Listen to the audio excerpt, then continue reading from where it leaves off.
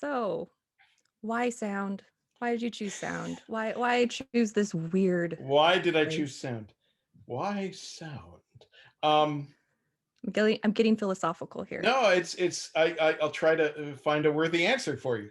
I It's interesting. Some of the questions that I get asked every so often, I try to find a different way to answer it each time, but I'm not always successful.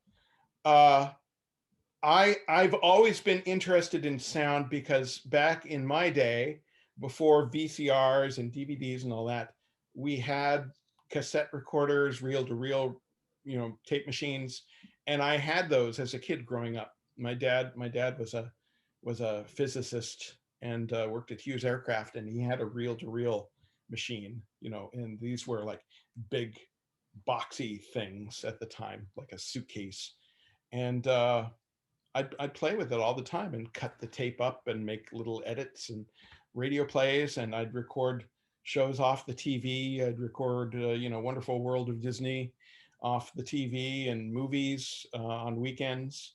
And I would just listen to movies over and over. And I sort of got into this whole storytelling thing with just the sound. And that's kind of how it started. And also, my dad was a film consultant and writer. So I would go with him to screenings of all the classic science fiction fantasy films because that was his genre. He wrote one of the very first, or compiled rather, one of the first reference books for science fiction and fantasy films.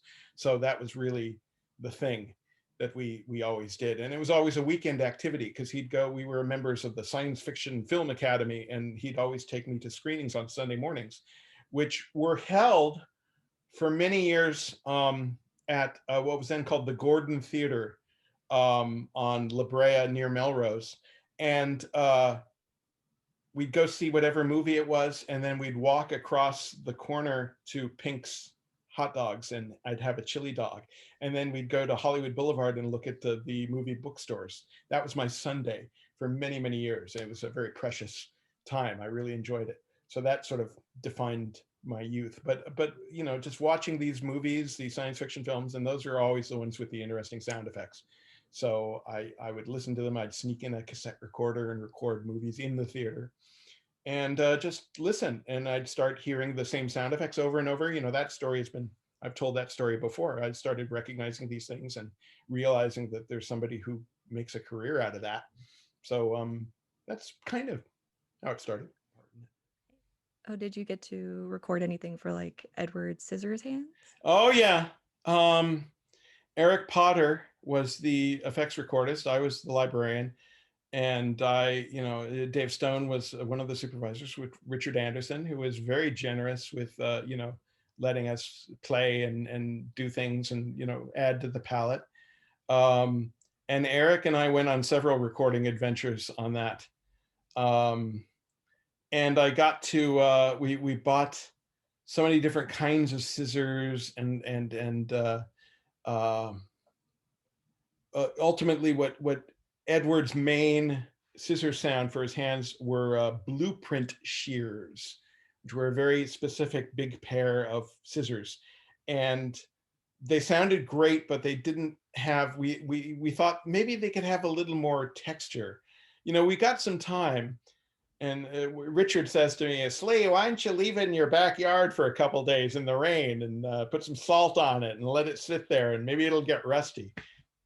Okay, so I did that, and they got a little rusty. Not too. It wasn't too much different, but they added a little bit of character. But Eric and I recorded those, and that became the basis of Edward's Scissor Hands. And then John Pospisil, the sound designer, took those and would edit them together and make little composites of him, like for the haircutting sequences and things like that. He would like make the different textures of the hands going, really fast.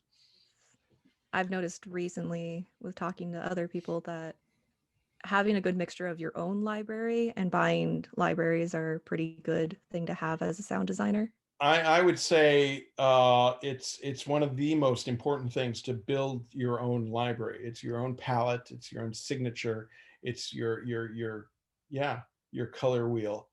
Uh, I'm all for commercial libraries. I think they're very valuable, especially if you get stumped or that you need something specific that you can't afford to record or just go out there and find a certain animal or a certain vehicle or whatever, you go out there and you can probably find it in a library.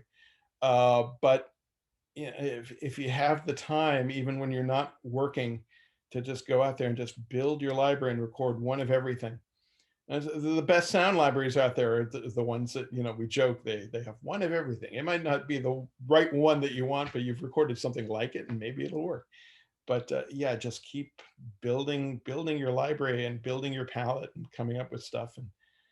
And I think that's more important than the equipment or anything else that you do, is just, making sure that you have a good signature library of stuff that you know well and can find it and it's well cataloged, and you're ready to go whenever you start a project.